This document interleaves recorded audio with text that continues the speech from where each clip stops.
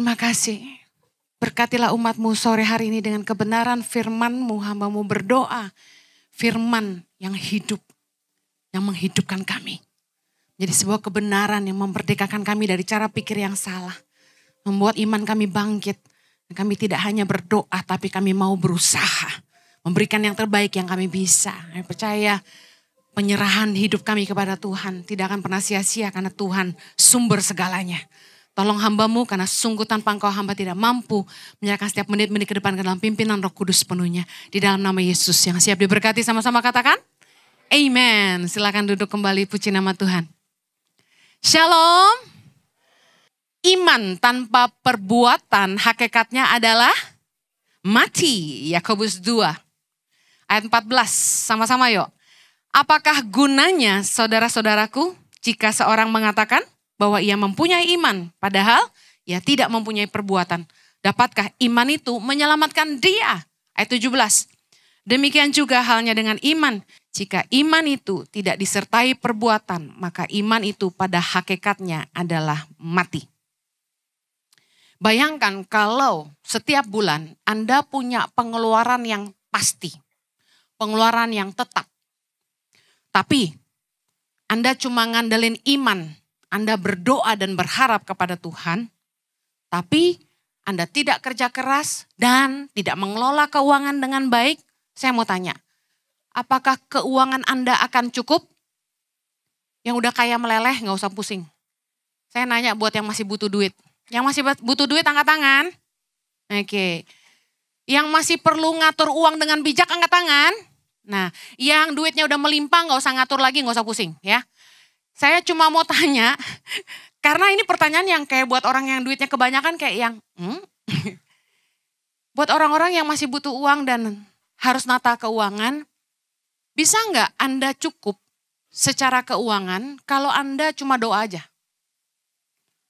Saya mendapati gini, banyak orang yang keuangannya nggak sehat, tapi sama Tuhan itu, keren.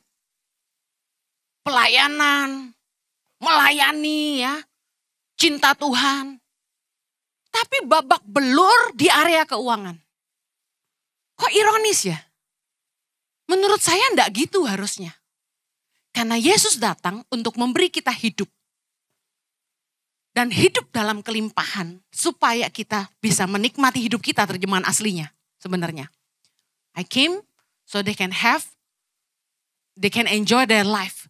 Terjemahan aslinya, Yesus tuh datang supaya kita tuh bisa menikmati hidup kita. Tuhan mau hidup kita sejahtera.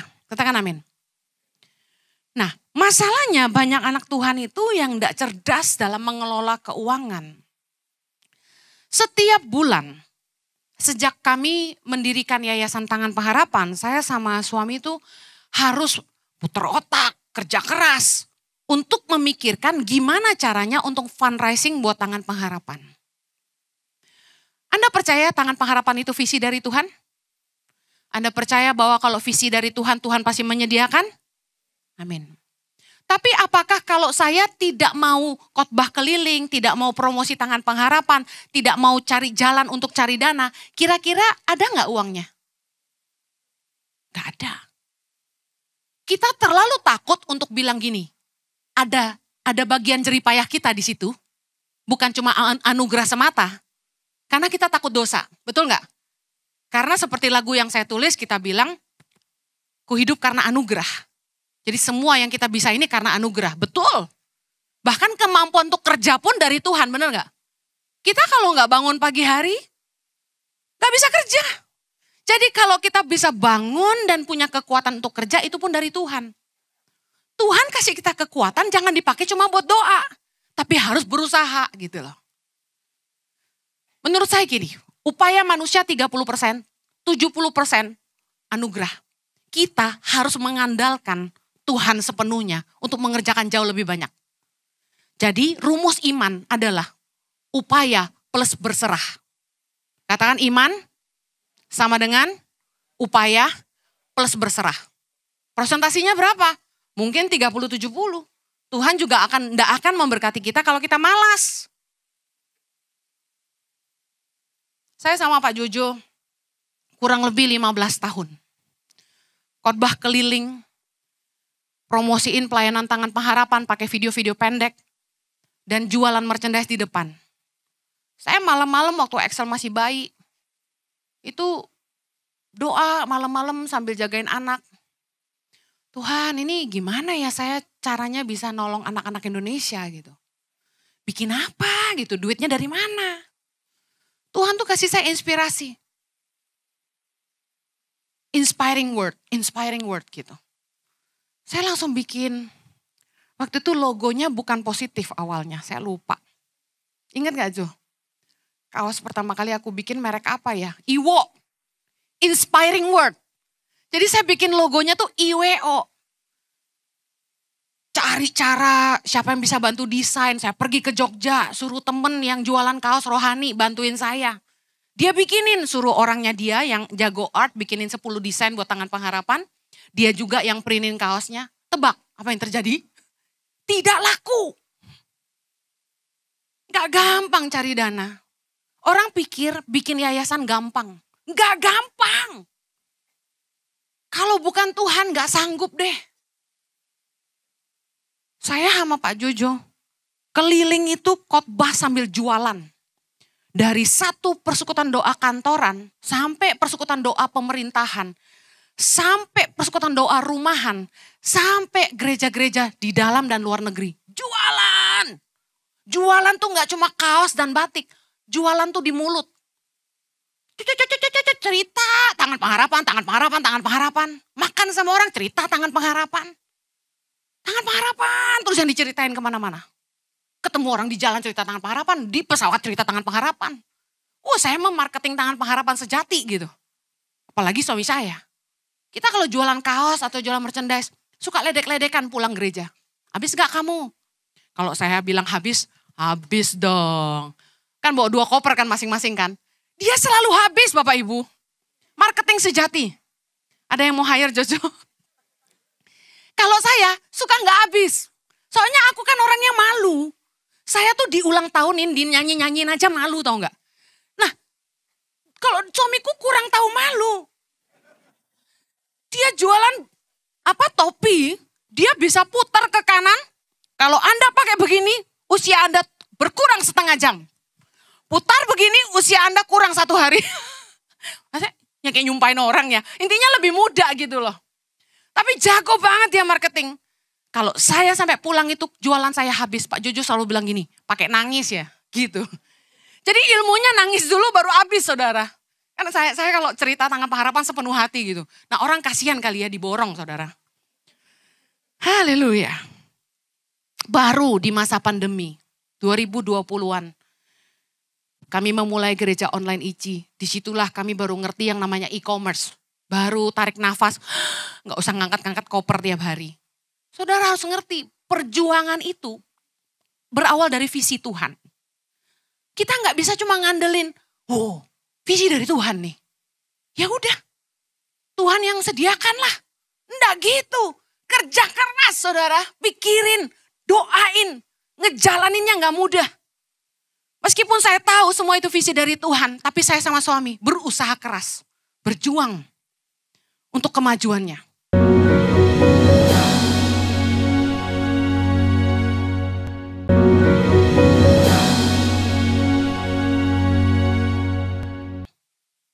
Orang yang hidupnya itu benar-benar beriman dan berserah sama Tuhan, tidurnya nyenyak, bisa makan enak, gak punya beban, padahal masalah ada.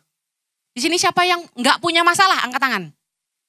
Siapa di sini yang hidupnya problem free? Angkat tangan. Pak Jojo punya masalah? Punya masalah. Tapi bukan tentang istri kan Bapak? Bukan ya? Istri aman? Istri sayang? Puji Tuhan. Kalau enggak aman loh nanti. Saudara dengar, kami berdua ini beban berat banget. Punya kebutuhan pribadi di luar yayasan, di luar gereja. Kami kan gak ngambil apa-apa gitu. Jadi kalau kita punya kebutuhan ya berjuang, kita gak nyolong-nyolong. Jadi Bapak Ibu bisa lihat, kami kelihatan kayak orang stres gak tampangnya? Gak, penuh sukacita? Perlu bukti suami saya? Suami saya ini manusia paling sukacita sedunia. Betul gak? Selalu tersenyum. Selalu bahagia. Saya tuh seneng loh lihat dia kayak gitu. Membuktikan istrinya gak bikin susah. Haleluya. Coba lihat wajah pasanganmu. Wajah bahagia atau wajah orang susah. Coba lihat sekarang. Kalau istrimu tuh montok. Jangan dimarahin terus. Berarti mereka wanita-wanita bahagia. Haleluya. Tapi yang langsing-langsing juga berarti suaminya ndak pelit sama dia. Ya toh? Dibayarin pilates, fitness, dan lain-lainnya. Haleluya. Bagian Tuhan itu mujizat. Bagian kita usaha, upaya. Saya ingin Anda ingat bahwa apapun yang Anda kerjakan di hidup ini. Pastikan nggak cuma kerja keras. Tapi jaga integritas Anda dan kemurnian hati Anda. Jaga integritasmu dan kemurnian hatimu. Kenapa? Karena segala sesuatu yang kita bangun di atas dasar iman akan bisa kandas karena cinta uang. Anda mungkin udah doa, Tuhan berkati karir saya supaya saya dipromosi. Tuhan berkati bisnis saya supaya saya makin besar. Tuhan berkati pelayanan saya supaya makin hebat. Saya kasih tahu, semua yang Anda doakan di atas dasar iman itu. Apapun yang Anda bangun di atas dasar iman. Itu bisa kandas kalau Anda tidak jaga integritas dan kemurnian hati Anda. 1 Timotius 6 ayat 10 bilang, sebab oleh memburu uanglah beberapa orang telah menyimpang dari iman. Jangan sampai apapun yang Anda bangun, dimulai dengan roh, hasil doa, dimulai dari anugerah, diakhiri dengan daging, diakhiri dengan dosa. Waktu masih miskin, Anda berdoa, Anda beriman, Tuhan berkati. Tapi tidak jaga hati, Anda bikin dosa, Anda akhiri itu dengan daging. Apapun yang Anda sudah bangun dengan roh, jangan akhiri dengan daging. Amen. Iman itu bukan NATO. Ngerti NATO? No action, talking only. Iman itu enggak cuma doa dan ngomong doang. Iman itu harus disertai dengan tindakan. Saya share beberapa hal. Sebelumnya saya mau bilang ini. Tindakan kita setelah berdoa, ingat baik.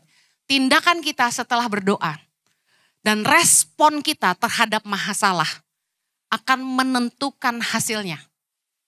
Kalau Anda berdoa untuk apapun, tindakan Anda setelah berdoa dan respon Anda dalam menghadapi masalah akan menentukan hasilnya. Apa yang Anda akan hadapi di kehidupan Anda.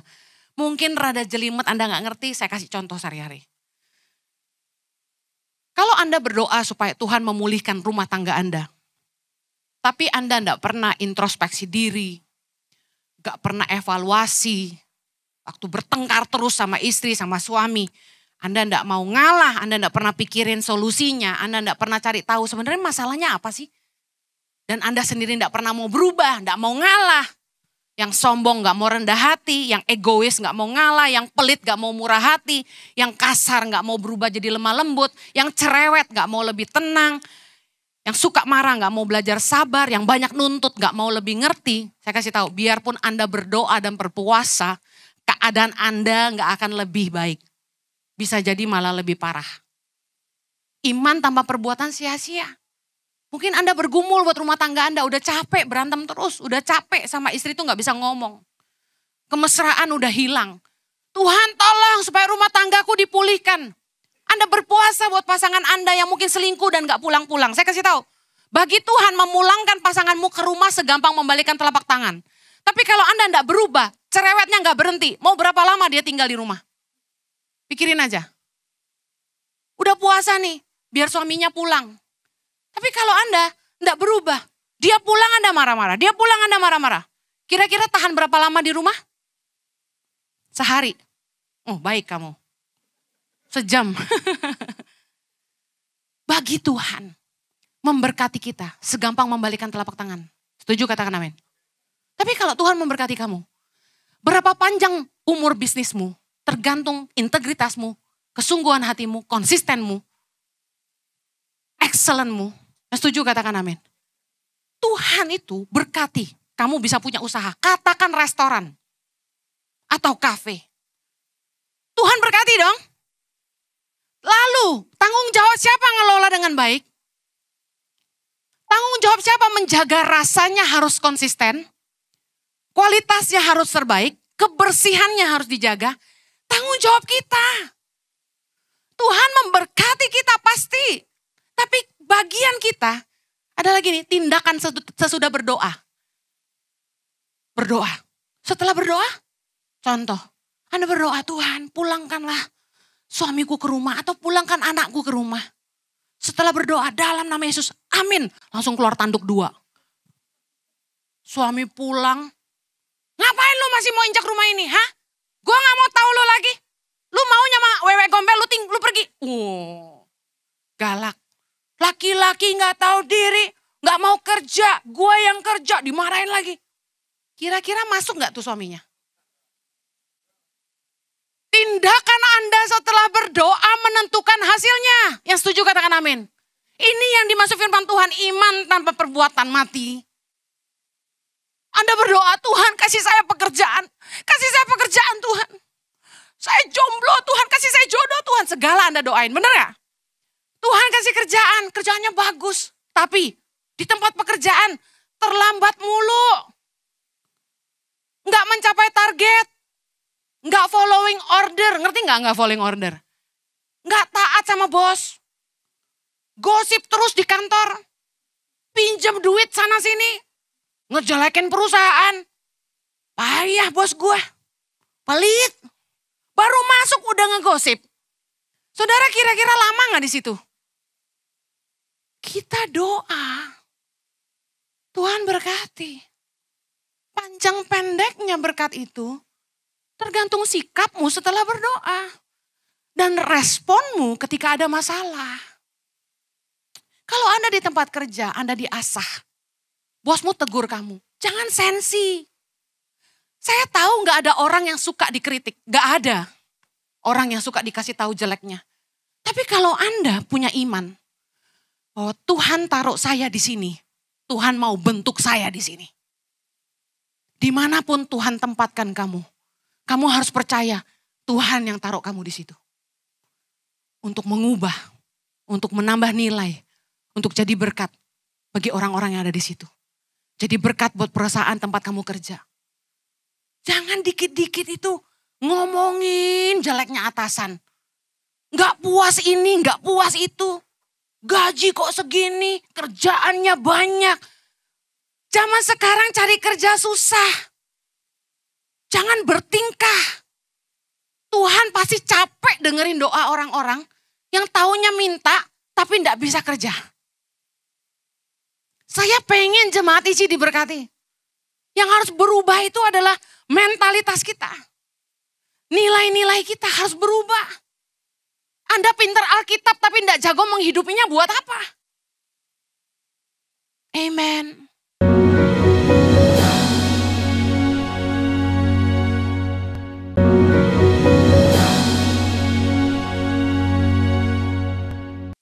Kuliah gak lulus-lulus. Saya kasih tahu, Anda kalau doa puasa terus Anda tetap gak lulus. Giliran kuliah males. Belajar gak sungguh-sungguh. Assignment gak dikerjain. Yang lebih parah pacaran melulu. Tutor lagi ngomong WA-an, Instagraman, selfie-an. Yang dipikirin pacar terus. Saya kasih tahu pacarmu ketemu yang lebih kaya, lebih ganteng kamu ditinggalin. Jangan fokusnya pacar ketika kamu harusnya membangun masa depan. Orang yang pacarannya sehat itu membangun masa depan. Bukan meruntuhkan masa depan. Ya dong? Kalau kamu lagi kuliah pacarmu gangguin terus, putusin.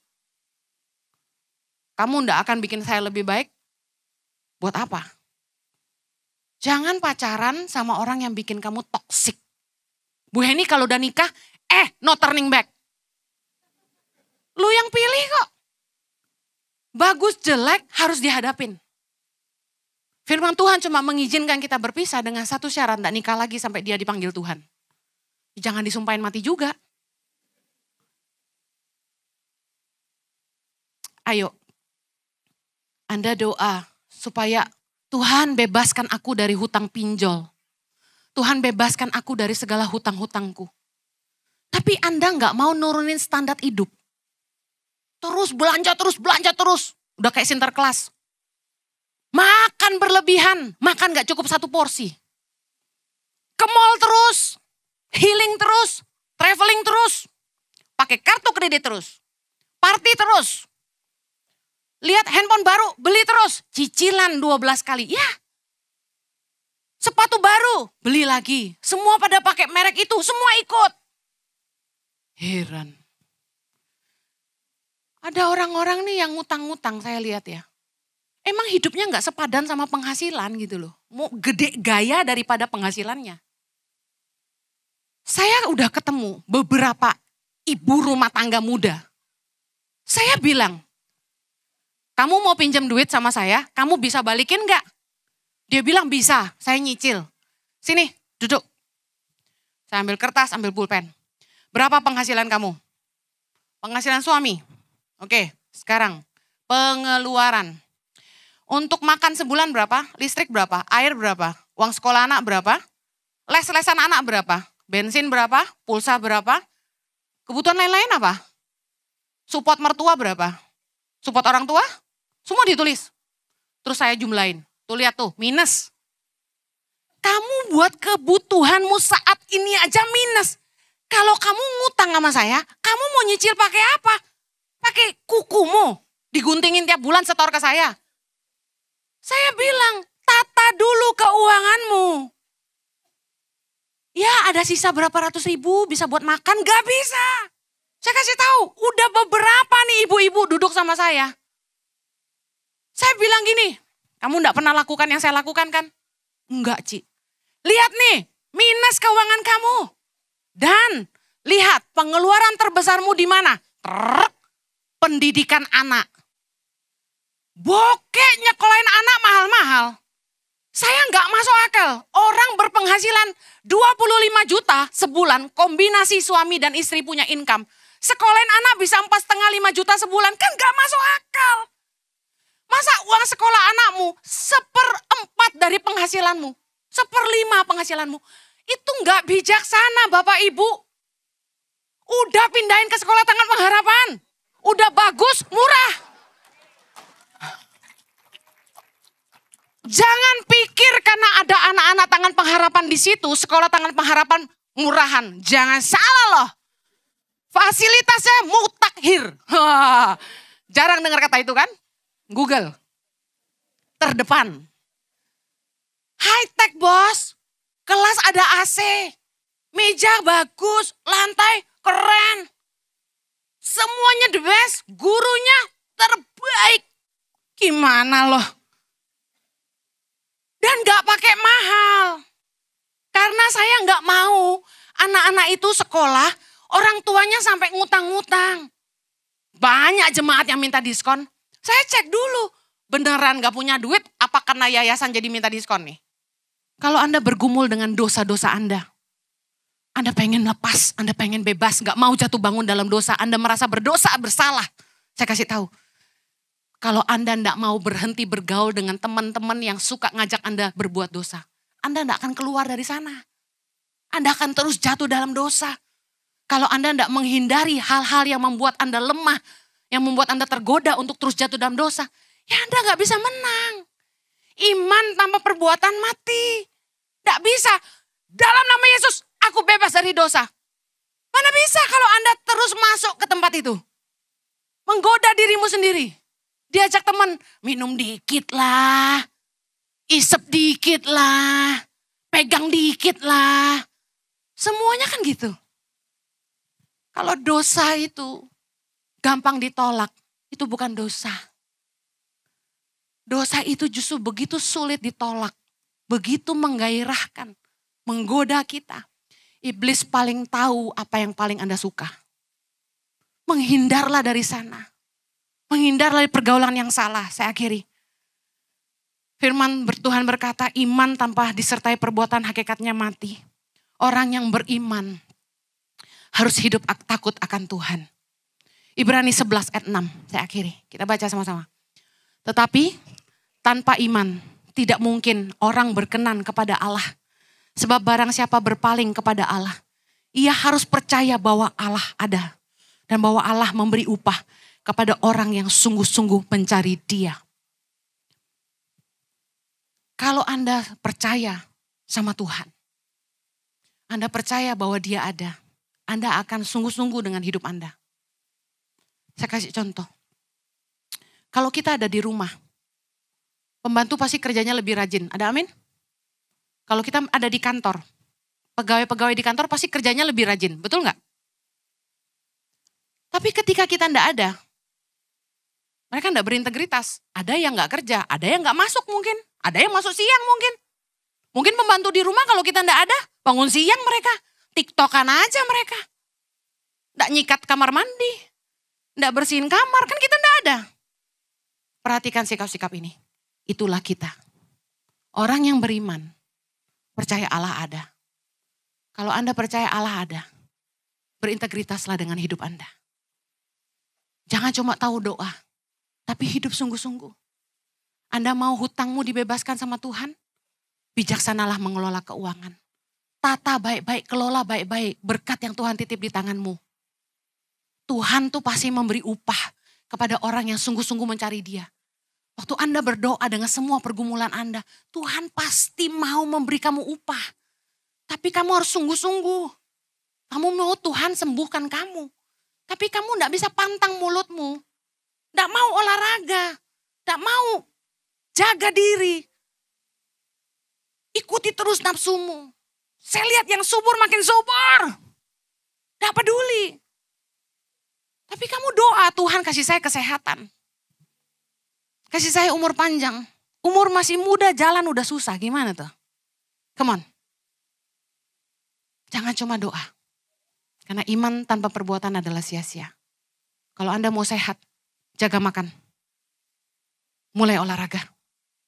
Anda sedang dengerin orang yang paling malas olahraga. Saya paksa diri sana. Saya gak bisa doa aja, Tuhan aku mau sehat.